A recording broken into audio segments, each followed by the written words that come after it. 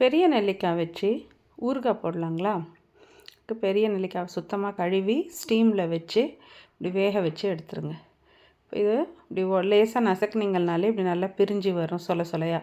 இது உள்ளே இருக்கிற கொட்டையை எடுத்து போட்டுட்டு இந்த மாதிரி எல்லாத்தையும் எடுத்துக்கோங்க. இது ஃப்ரெஷ்ஷாக இன்றைக்கி வாங்கிட்டு வந்தது, அதனால் பச்சை பச்சைன்னு இருக்குது.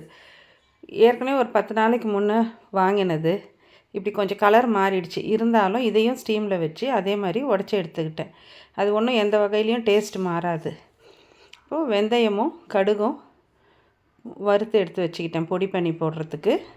அது இல்லாமல் பெருங்காயத்தை எண்ணெயில் போட்டு பொரித்து எடுத்து அதையும் வச்சுக்கணும். இதில் சேர்க்குறதுக்கு காரத்துக்கு மிளகாயும் உப்பையும் மிக்சியில் போட்டு உடச்சி எடுத்துக்கிட்டேன். கடாயில் எண்ணெய் விட்டு நல்லா கடுகு போட்டு பொரிஞ்ச உடனே இந்த வேக வச்சு வச்சுருக்கிற இந்த நெல்லிக்காய்ங்களை எல்லாத்தையும் ஒன்றா சேர்த்து கொஞ்ச நேரத்துக்கு வதக்குங்க. அதில் மஞ்சள் தூளும் சேர்த்துருங்க.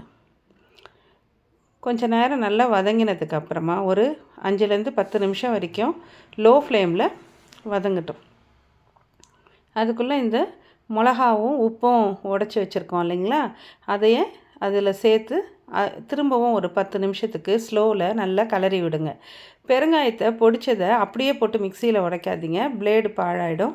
அதை கொஞ்சம் நசுக்கி போட்டு கூட இந்த கடுகு வெந்தயம் எல்லாமும் போட்டு கிளறி எடுத்து ஆறுனதுக்கப்புறமா இதில் ஊறுகாயில் கலந்துட்டு நல்லா ஒரு கிளாஸ் பாட்டிலில் போட்டு சேவ் பண்ணி வச்சுக்கோங்க.